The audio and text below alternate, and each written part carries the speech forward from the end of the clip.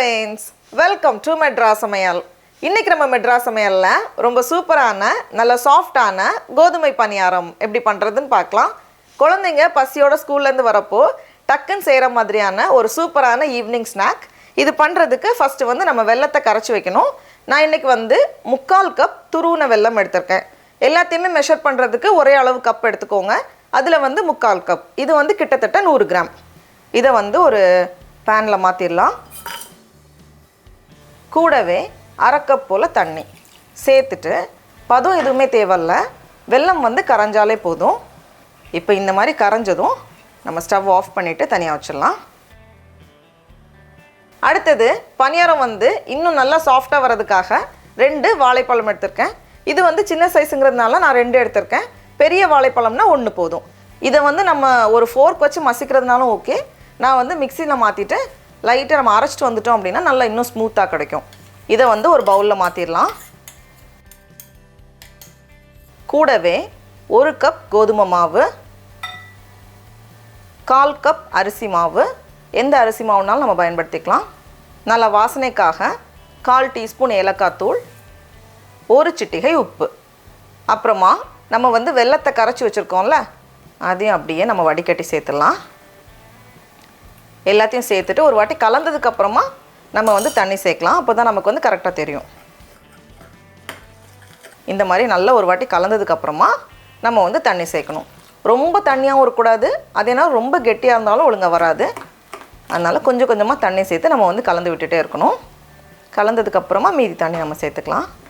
நான் வந்து 1/4 கப்பை விட கொஞ்சம் அதிகமாக தண்ணி சேர்த்துருக்கேன்.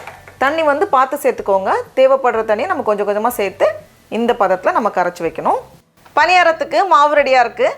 இதை வந்து நம்ம உடனே பொரிக்கிறதுனாலும் ஓகே. ஒருவேளை உங்களுக்கு டைம் இருக்குது அப்படின்னா ஒரு 1/2 மணி நேரம் போல் அப்படியே வச்சுக்கோங்க. அதுக்கப்புறமா நம்ம பண்ணோம் அப்படின்னா இன்னும் கொஞ்சம் சாஃப்டாக வரும்.